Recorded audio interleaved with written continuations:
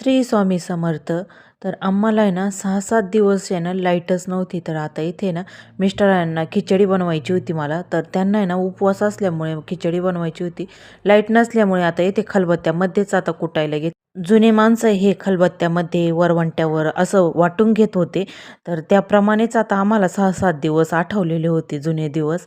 तर मग आता इथे ना डीपीचं पण काम चालू होतं. तर दुपारच्या टायमाला ना थोडंसं पाणी पण आलेलं होतं ना, पाईपलाईन लीक होती ना, तर मग ती करेक्शन करण्यासाठी थोडं पाणी सोडलेलं होतं त्यांनी. तर आता येथे ना आम्हाला घरामध्ये ना अंडरग्राऊंडच लाईन करायची आहे ना, तर मग आता पोलावरतून असं वरतून लाईन घेतलेली आहे. तर आता येथे ना मी रताळी पण संध्याकाळच्या वेळेला करायला घेतलेली होती. तर सोराला रताळीचा शिरा खायचा होता, तर आता येथे रताळी करायला घेतलेली आहे.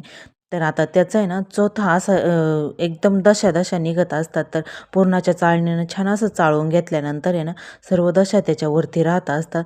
तर पुरणासारखंच असं मेणासारखं तयार होत असतं. तर येथे बघू शकता अशा दशा सर्व काही काढून घेतलं का तर छान असं तयार होतं. तर आता येथे ना मी तूप टाकलेलं आहे. तर मग तुपामध्ये छान असं आता परतवून घ्यायचं आहे.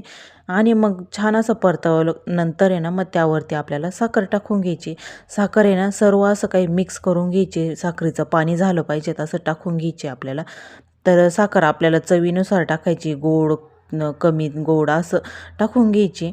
तर आता इथे ना छान असं सर्व मिक्स करून घ्यायची साखर. तर पाणी सोडतं ना साखरेचं, त्यामुळे मग छान असं मिक्स करून घ्यायचं.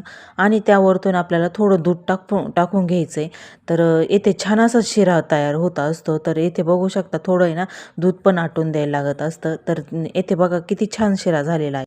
छोटासा मिनी ब्लॉग आवडला असेल तर व्हिडिओला लाईक करा, कमेंट्स करा, शेअर करा, चॅनलला सबस्क्राईब